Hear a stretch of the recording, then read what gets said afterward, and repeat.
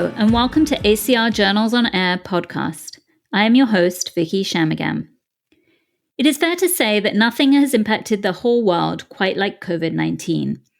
The impact on our patients with rheumatic diseases and on rheumatologists worldwide will be felt for many years. The manuscript we will discuss today is Global Perspective on the Impact of COVID-19 Pandemic on Rheumatology and Health Equity. It was published in Arthritis Care and Research, and a link to the manuscript and disclosures are in our show notes from today. I'm happy to be joined by the manuscript's first author, Dr. Evelyn Shea. Dr. Shea is an associate professor of medicine and epidemiology at Yale and chief of rheumatology at the Veterans Affairs Connecticut Healthcare System. Her career has focused on bridging the fields of global health and rheumatology, and her research combines biomedical and behavioral science approaches as she leverages national cohorts and international registries to better understand osteoporosis, sarcopenia, and fracture risk in patients with chronic and inflammatory diseases. Globally, she also focuses on prevention, epidemiology, and health services research about musculoskeletal outcomes in patients living with HIV in countries undergoing economic transition. She is a former Fulbright Scholar, an ACR Distinguished Fellow, a past ACR Board of Directors member, and she currently chairs the ACR Global Engagement Committee. Welcome to the show, Evelyn. Thank you for the incredibly kind introduction, Vicky. It's such a pleasure to be part of today's episode. So while the public health emergency associated with the COVID-19 pandemic has obviously ended, many challenges remain, and the impact on the practice of rheumatology worldwide and directly on our patients has been pretty variable across the world. In this review article, you bring together several experts to articulate how different regions have handled the pandemic. Would you tell us a little bit about the 7 authors of this manuscript? I was particularly thrilled to see that one of them is based in the hospital where I was born. Explain to our listeners how you came together to work on this project. Absolutely.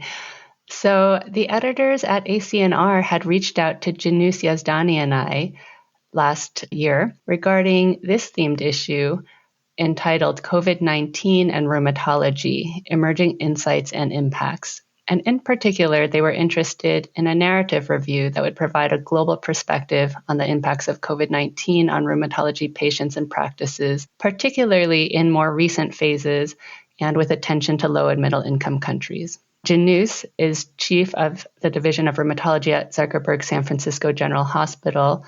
And given Janus's work as a vice chair of the COVID-19 Global Rheumatology Alliance and my role as a member of the GRA's Clinical Advisory Subcommittee, they hoped we could bring together a small team of colleagues from around the world who could really speak to this topic in an informed and insightful way. So as you probably know, international collaborative projects really provide such fertile opportunity for creativity and shared learning, and this was no exception.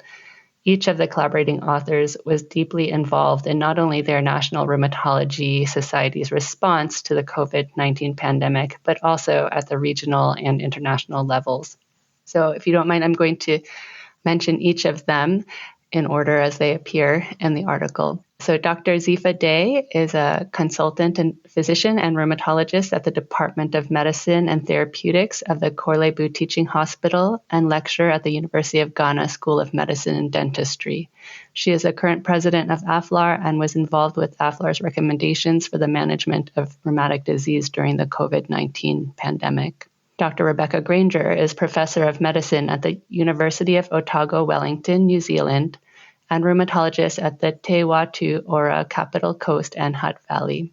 Dr. Granger was a key member of the GRA Steering Committee and co-author of the APLA recommendations of the practice of telemedicine in rheumatology. Dr. Meng Tao Li is professor and director of rheumatology at the Peking Union Medical College Hospital, Chinese Academy of Medical Sciences in Beijing, China, and was actively involved in guidelines put forth by the Chinese Rheumatology Association and position statements from APLAR with regards to patients with rheumatic diseases. Dr. Pedro Machado is professor and consultant in rheumatology and neuromuscular diseases at the University College London, University College Hospital, National Hospital for Neurology and Neurosurgery, and Northwick Park Hospital in the UK. He was a member of the COVID-19 GRA Steering Committee as well, and chair of the EULAR COVID-19 Registry Steering Group, and led the EULAR recommendations for the management and vaccination of people with rheumatic and musculoskeletal diseases in the context of SARS-CoV-2. Dr. Manuel Ugarte Gil is professor at the Universidad Científica del Sur and Hospital Nacional Guillermo Almenara Irigoyen in Lima, Peru, and was an active member of the GRA Clinical Advisory Subcommittee and was co-author of several publications focused on the impact of COVID-19 on rheumatology patients and practice in Latin America. So your goal as a group was to review the literature related to the impact of COVID-19 on rheumatology across the world. And usually on this podcast, when we're dissecting a manuscript, we like to talk about the methods first. So yours is a review article. So I initially thought there were no methods, but then I kind of looked down into the tiny print, and way down there after the acknowledgements, there was this really interesting notation, which I'm going to read out for our audience because I had never seen this before, but it reads, as part of the literature search process, different strategies were employed in the initial scoping of the literature to identify potentially suitable publications for different regions. These approaches included a large language model, i.e. ChatGPT, using a formal librarian-led search strategy, performing a review of the grey literature and citation chaining of relevant articles identified. What in the world? Inquiring minds need to know. Did you use AI to help with your literature search? And how did you do it? What's this grey literature? It sounds a little bit like the dark web. And what does citation chaining refer to? Thanks, Vicky, for this question. So I think perhaps the process was ultimately less exotic than it sounds. Just to give an idea, we went into the project with an open mind as to how to best capture the body of literature relevant to the work we were trying to accomplish. During our initial meeting, we had met and created an outline for our primary research questions. And the primary question was, what had been the impact of COVID-19 on people with rheumatic diseases, particularly vulnerable populations in different regions around the world? And what were some of the unique needs of populations that were most vulnerable in each region? What have been some of the lasting changes, if any, to rheumatology patient care practice or health service use in the region? And what have been some of the measures taken to address the needs of vulnerable populations with rheumatic diseases in different regions? And where are some of the gaps? And because our goal was not to focus on epidemiology or biology, we wanted to bring in perspectives from more recent phases of the pandemic, including policy responses. It became quickly apparent that searching the formal peer-reviewed literature may not sufficiently capture the perspectives that we needed. So we did turn to the grey literature, which refers to information produced outside of traditional peer-reviewed journals.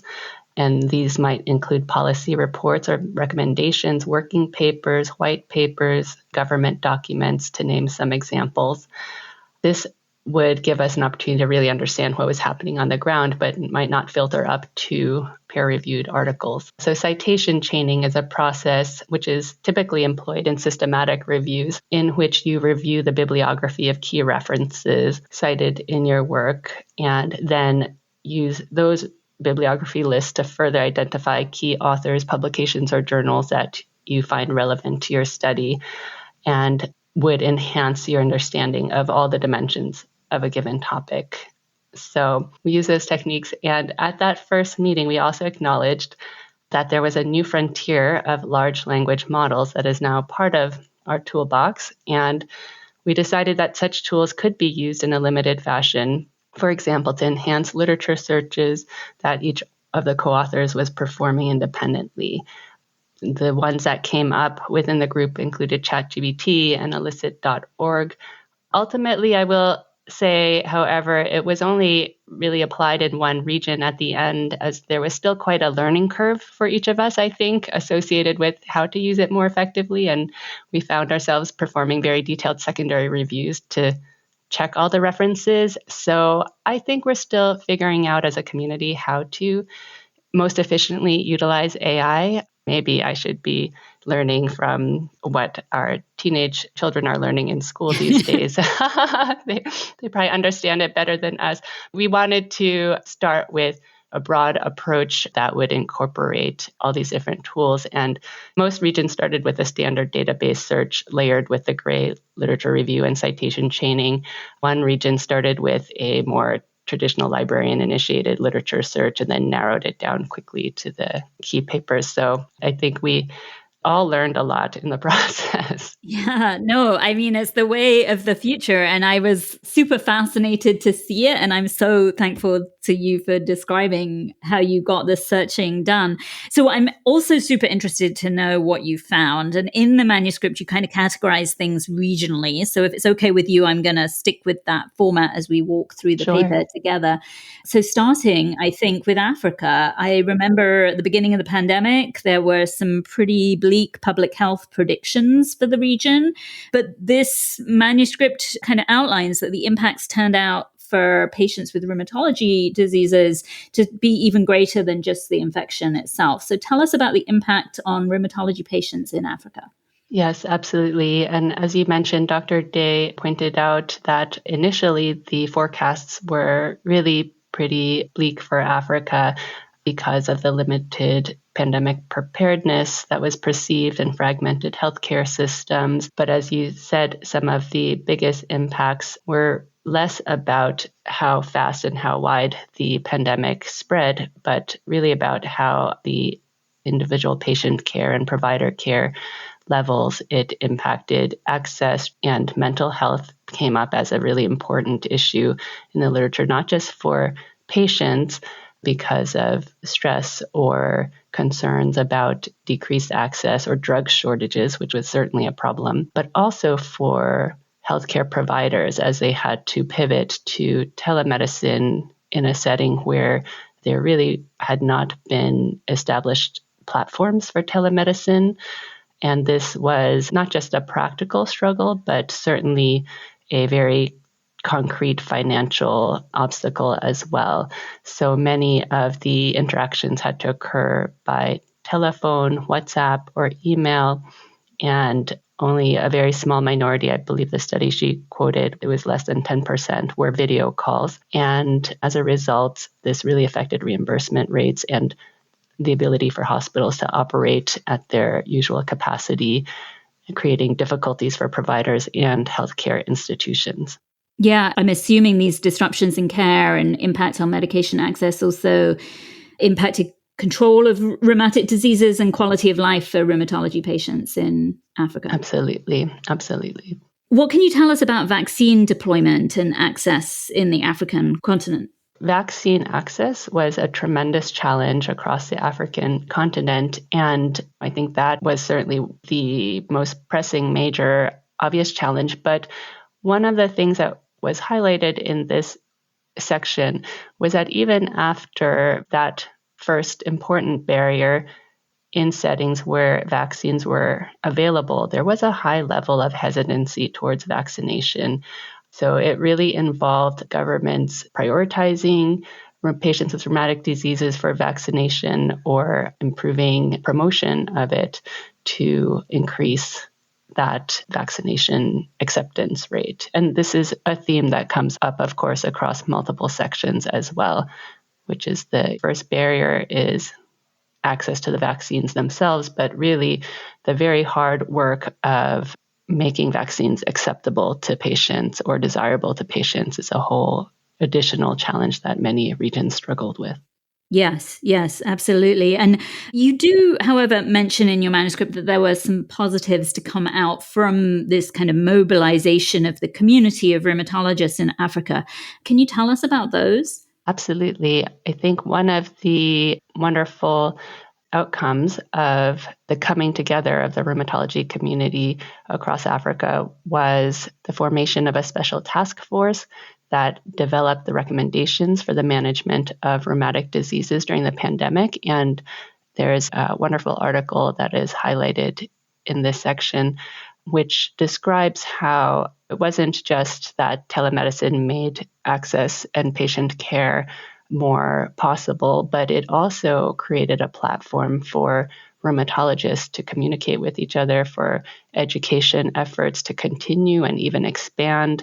And so that was one of the very positive outcomes was the formation of the task force itself that could create the products such as the guidelines, but also the expansion of the network and the connections among rheumatologists across Africa, and thereby increasing the educational and programmatic development. Yeah, which is wonderful to hear. The next region that you chose to report on was China, which obviously is a single country compared to an entire continent. And China obviously had a very different early response to COVID-19 because they were the first country impacted, but they were also prolific in their publications on impact, particularly in regards to the impact on rheumatology patients in those early months. Tell us what those publications showed. I guess I will just step back for a moment to acknowledge that some of the sections focus on regions and some on countries. We wanted to be able to highlight in a very authentic way what each co-author felt that was really important to bring to the article in terms of lessons learned. And in some cases, it was really about regional collaboration and towards a common goal. And in other cases, there were very unique country-specific lessons that were important to highlight.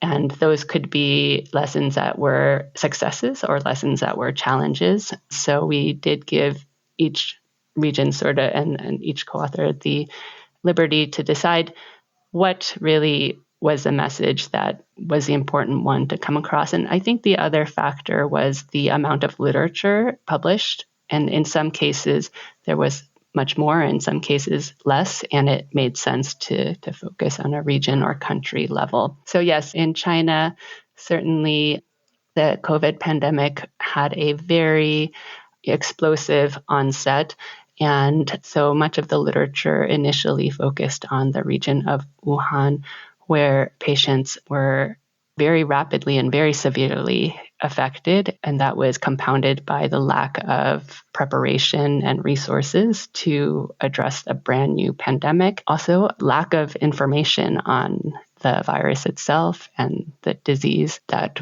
would go along with it and what the long-term sequelae were. In this setting, the early epidemiologic studies from the Wuhan region did find that patients with rheumatic diseases were more susceptible to the infection and poor outcomes, more severe disease, higher risks for mortality. However, over the course of the pandemic, later studies did find that when preventive interventions were taken or medical intervention was available early, that those outcomes were not necessarily seen. Those disparities between patients with rheumatic diseases and other populations were not necessarily as marked. How about how the pandemic impacted healthcare delivery for patients with rheumatic diseases in China? As many people are familiar, China adopted very early on and sustained a very strict zero COVID policy and mobilized a lot of resources for vaccine and drug development and telemedicine. So I think the impact on care delivery was mixed in that the benefits were because of the zero COVID policy. There were periods during which there were low rates of COVID, and social distancing practices helped reduce transmission. I think on the flip side, there were certainly a lot of barriers or concerns about difficulties with access to care during those periods. That was sort of the dual challenge at the time. Telemedicine in China was already starting to develop going into the pandemic. And so I think in China, telemedicine was able to really expand rapidly. Usage, cell phones and smart devices had a lot more infiltration in the general population compared with certain other regions. And as well, the concept of telemedicine was already being developed to address healthcare in rural areas in China. And so that was a platform that could be leveraged very well to address the telemedicine needs. However, of course, it worked better in certain settings than others. And of course, I think as also learned in other regions, there were scenarios that are better, more lend itself better to telemedicine than others, and for both for patients and providers in terms of preferences. Yeah, which I feel like we've learned everywhere. Oh my right? gosh, yes. So now China also similar to other regions, developed vaccines. And again, there have been publications reporting on outcomes specific to patients with rheumatic diseases. Can you share those with us? As you mentioned, in China, they had available to them inactivated COVID vaccines as well, which were widely used. So patients did have concerns about both adverse effects from the vaccines as well as disease flares in the setting of vaccines. In response to that, there were recommendations published in China to try to address vaccine hesitancy. And again, I think that it is, an important lesson that was learned about the role that both the health community and leadership of a country plays in promoting certain health behaviors and also trust in things like vaccination.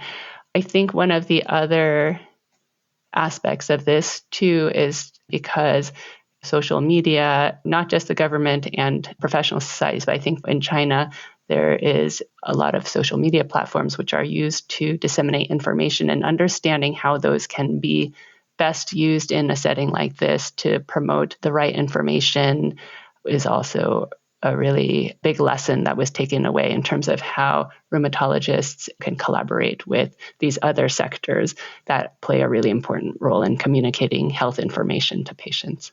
Yeah, lessons for all of us to learn from that, I'm sure. Absolutely. So your group next reported on two countries together, Australia and New Zealand. Again, a region that had a very different response to COVID-19. Tell us about their response regionally and then the impacts that had on patients. Australia and New Zealand also adopted zero COVID approaches with significant community social distancing rules, quarantine and strict border controls and quarantine after entry, testing and isolation and case finding. So they actually also had very high levels of adherence to these rules, and with a sort of very positive public embracing of these policies. It was harder later on in the pandemic, going into the second year or after, but it did mean that there were long lengths of time in both countries where there were no restrictions because of the low rates of COVID. There were 4 total periods during which there were lockdowns and telemedicine was emphasized. But in between, there were very long stretches where there were no restrictions. And so therefore, there were long periods where the public and patients could have access to their daily routines, but their medical care as well. Yeah. I'm sort of intrigued to know what the lessons learned from that response were. I think really looking at this unique case, there was very strong leadership. And in this case, from the perspective of the public in those countries, there was an emphasis on kindness and community spirit. So sort of leadership, but in this way that really promoted a positive community bond. And that trust, I think, really made it possible for those higher rates of adherence and support, public support for those policies. There were also policies put in place to support vulnerable populations. So this was very unique, where if there were periods requiring lockdowns or there was shortages of certain types of medications, for example, tocilizumab became unavailable in both countries for a period of time, the government actually stepped in and created policies to try to offset this. So the government subsidized JAK inhibitors at one point, and they changed funding authorization policies so that those therapies could continue even though they had to be changed. And so I think this also helped promote trust. Of course, there are populations, including the Maori and other indigenous groups, that were felt to be at risk for being more vulnerable. And so attention was also paid to that. I think one of the long-term needs that was identified was that there really needs to be more data collected specific to rheumatic diseases in these populations. So that's one of the goals in the long run. And important to continue to collect that data. So I'm going to tease you now again, because we now jump from, again, countries to continents, and the next region you report on is the entirety of Europe. So tell us what you found about the impact of COVID-19 on rheumatology patients in Europe, which is a very big region with many, many countries. Very big region, very big region. I agree. What I will say is that Europe was able to achieve many studies and guidelines that really tried to address the whole region. And so that sort of leads to how the continent ended up being discussed as a whole, because we, unlike certain other continents in Europe, there was the ability to really sort of look at the information across the continent. And there were groups that had come together across the continent through EULAR, for example, to address a lot of the concerns that might happen at the country level, while acknowledging that the individual country level situations may vary and have specific needs that were different. One of the studies that is referenced in this section really pointed out the significant impact on patient care, with over 58% of patients having their appointments canceled, rheumatology patients having their appointments canceled, almost 50% that did not have any information about how the infection might affect their rheumatic disease. And then beyond that, the pandemic had affected their daily habits, and they couldn't exercise.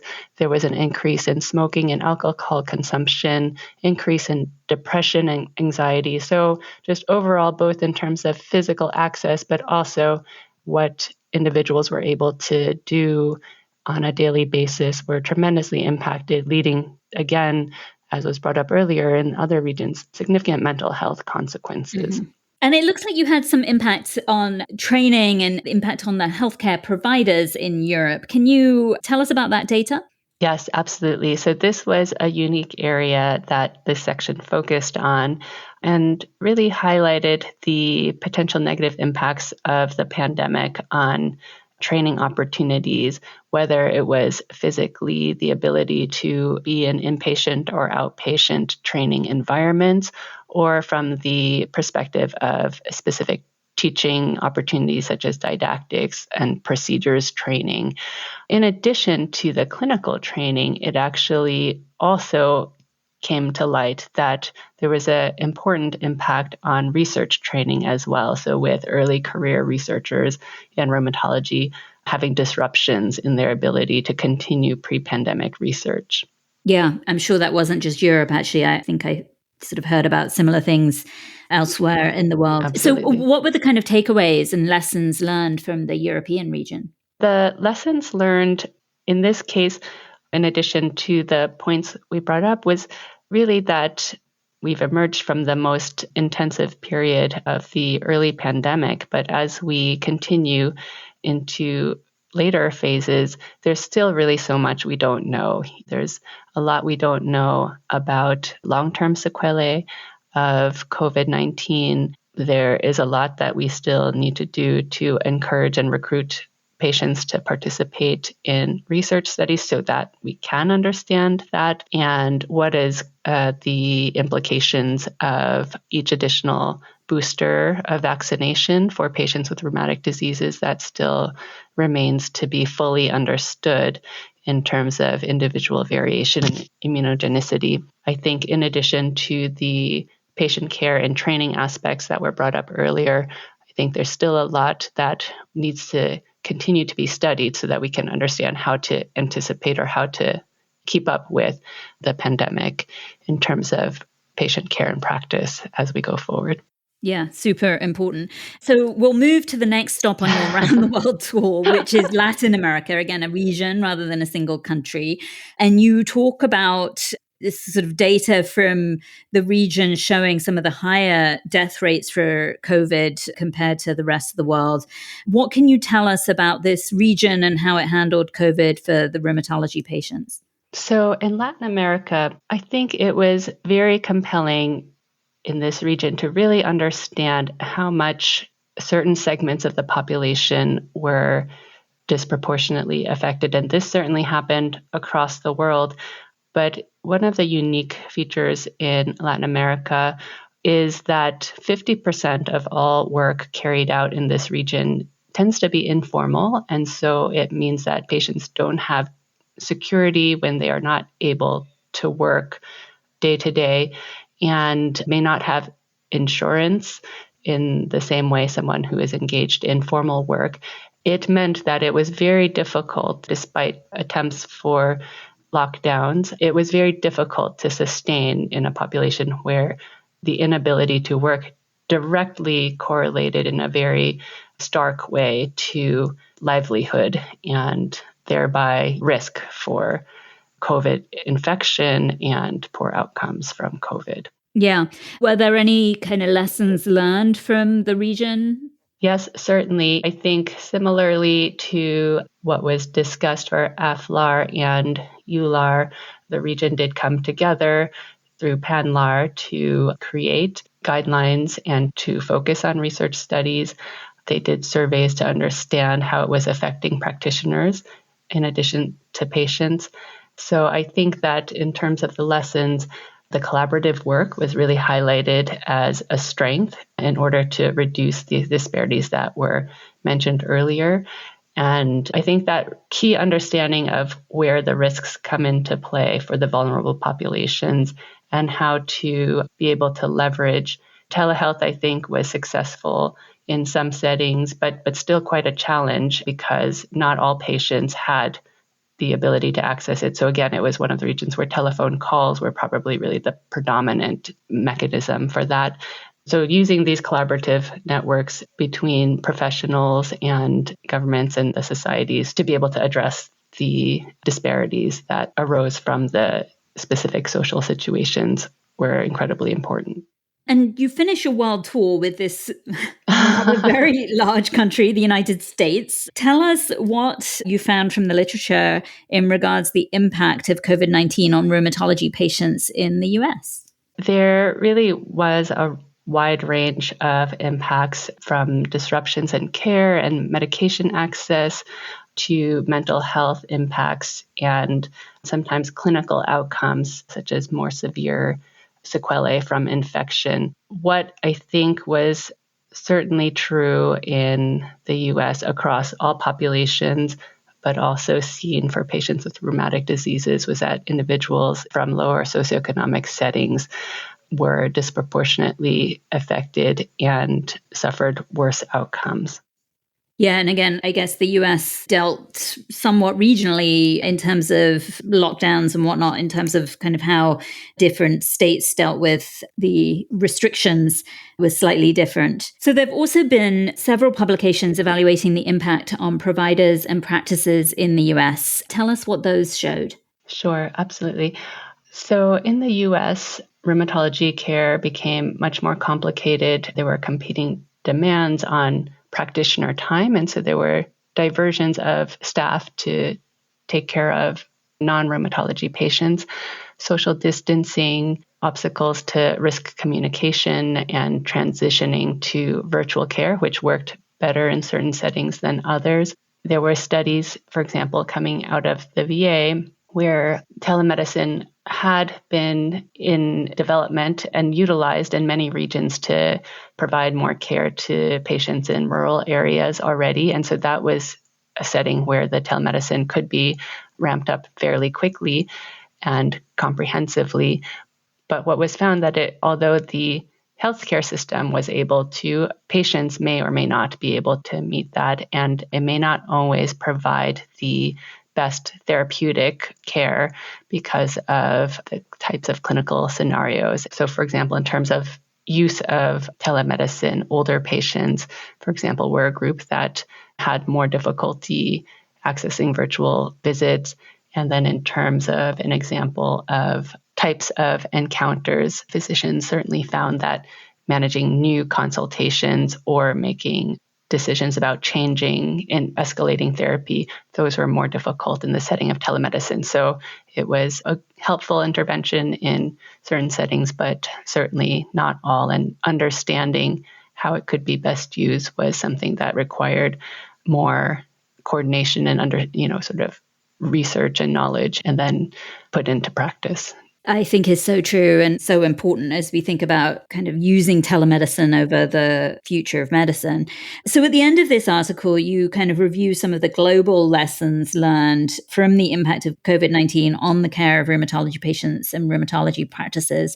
And you have a little table that summarizes it. I'm wondering if you can brief our listeners on what you're recommending. There were some universal take-home messages that came across from our different regions. And I think first and foremost, early and authentic attention to disparities in clinical outcomes, health services, and research related to COVID-19 is so critical to ensure equity, because across multiple regions, it really came across that it was so easily missed when vulnerable populations were put at higher risk if that wasn't paid attention to at the outset. And that could have really dramatic and significant consequences for those patients. Effective health communication and public health communication are really critical as well. I think, unfortunately, we found out in the United States the hard way that it's linked so closely with public trust. So, for example, in the United States, there were really problems with misinformation and disinformation that led to tangible detriments to informed patient decision-making. So that was a really critical lesson as well. Certain regions were really able to leverage advocacy through partnerships with professional societies, community-based organizations, and those were effective in bringing about timely policies and regulatory changes with support from the government, whether it was local or at a higher level. So that was really clear how, if it was done effectively, quick and timely changes could be put into place that could help reduce gaps and inequities. Yeah, and people really started trusting kind of their own provider as well, right, in terms of healthcare communication and... Yeah, exactly. I think there is still a clear, our research, and as we discussed in the methods, we had to really go to a wide range of sources to better understand this issue. And it pointed out where there are areas for prospective studies to really understand the long-term impacts of the pandemic and on health outcomes. And there's still a lot we need to fill in the gaps for with regards to vaccination and over time. So I think these were the key take-home points. And certainly there's a group of these take-home points that really are focused on the patients themselves and how to really address the challenges of increased risk of infections, mental health concerns, and health equity, and the other set of recommendations or lessons learned really that are focused on rheumatology practices and how to address the challenges of disruptions in access to care and medication supplies, and as you emphasized, the really critical role of health communication in all of this. That's wonderful. And Evelyn, I want to thank you and your co-authors for this wonderful round the world tour and taking on such an enormous literature review. I wondered if we could take a few minutes now to talk a little bit about your career journey. Sure. You were a 2013 Distinguished Fellow. And since that time, you've been an incredibly active ACR volunteer. Tell us about how you started volunteering with the ACR and how those volunteer activities that you've taken on have dovetailed with some of your research interests.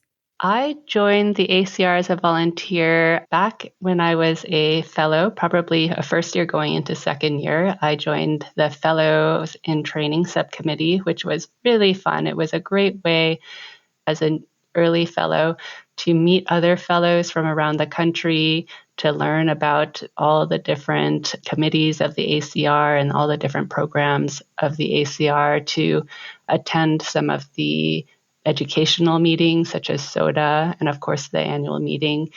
So that was such a positive experience, and I absolutely encourage fellows to consider it. Everyone's so busy, I know, so it's always a lot asking for one more thing, but it is such a wonderful way to connect with the rheumatology community and to form a new peer network. So I did that and eventually went on to chair that committee.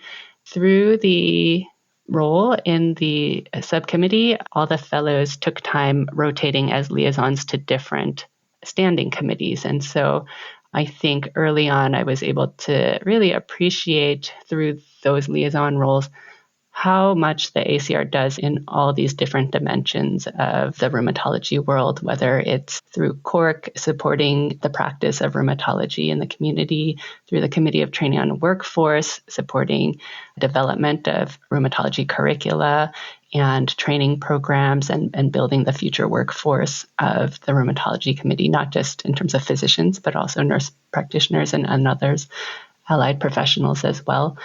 From there, I was able to participate as part of the ACR's international task force, bringing the perspective from the fellows side and training perspective. And that was the first opportunity I had to really understand the way the ACR engages with the broader international rheumatology community.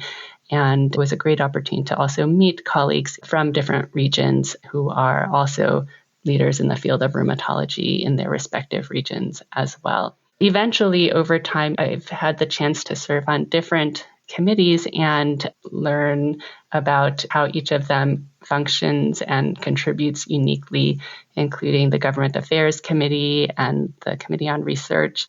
And I was so fortunate to be invited to be on the board of directors, as at that time they had a position called the young member.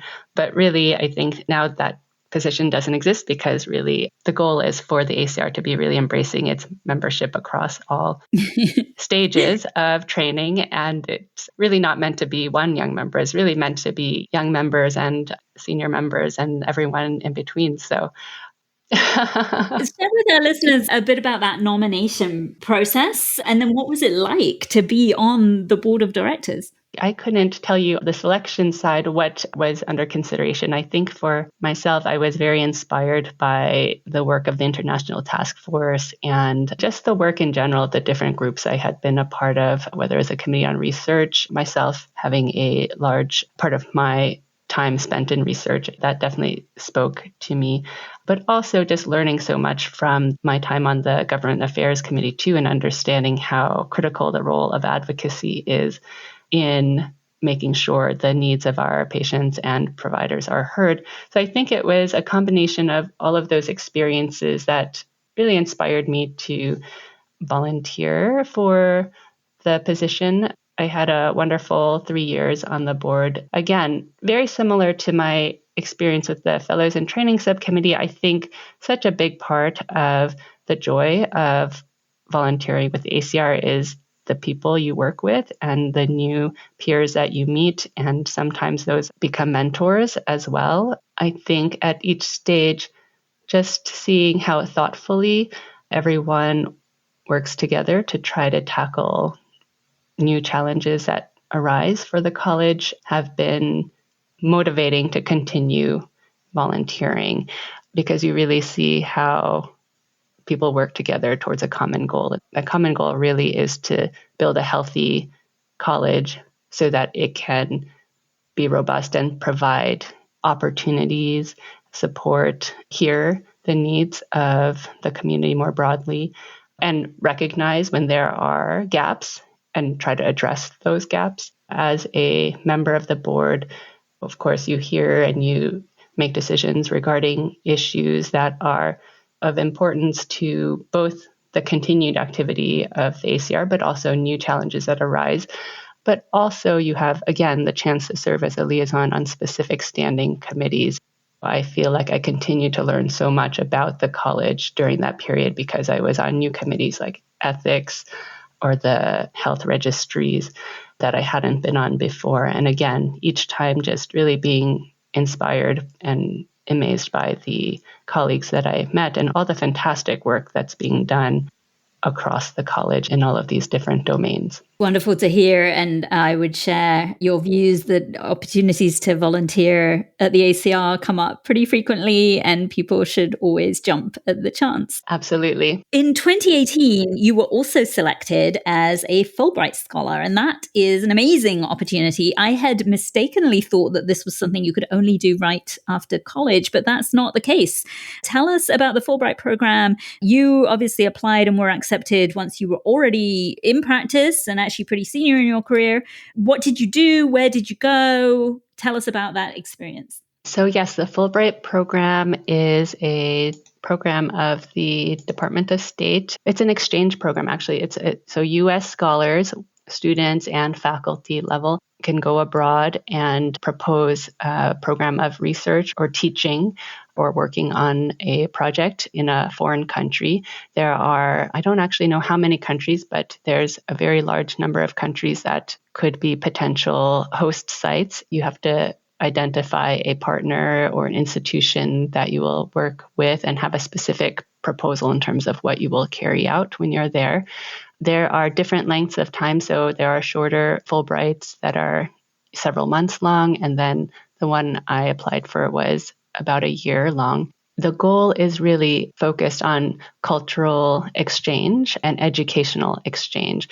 So whether you are bringing your area of expertise to the table with another institution that does work in a similar area, beyond that, you are also going to that country with other scholars who are from different disciplines, and it could range from the sciences to the humanities to the arts. So you're, as a group, there to sort of bring more awareness of American culture and scholarship to the foreign country.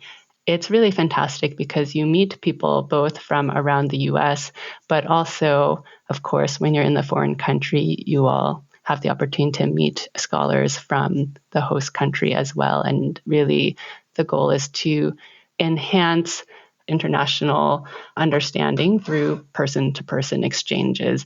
Similarly, the Fulbright also operates fellowship opportunities for international scholars to come to the US. And so I think that's where the richness of the program is in that it's really bidirectional and hopes to, through all of these different fields and all of these different individuals, create more global understanding. So I have to ask, where did you go and what did you do?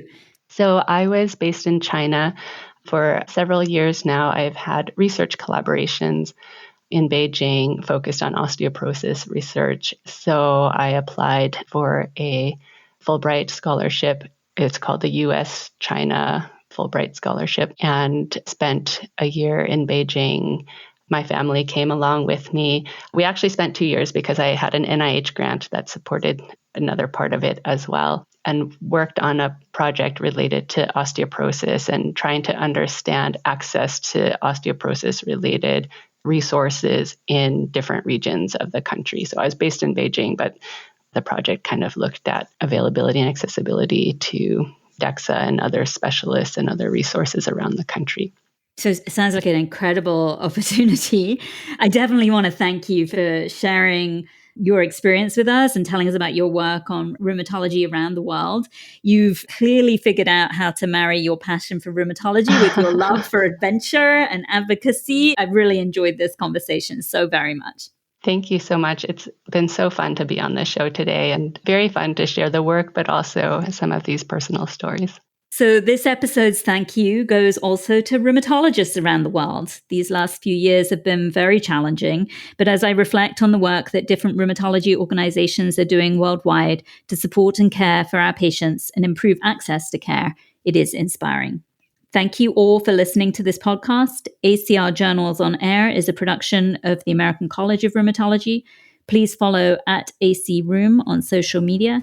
Email us at podcast@rheumatology.org and rate and subscribe to our podcast at acrjournalsonair.org or wherever you get your podcasts.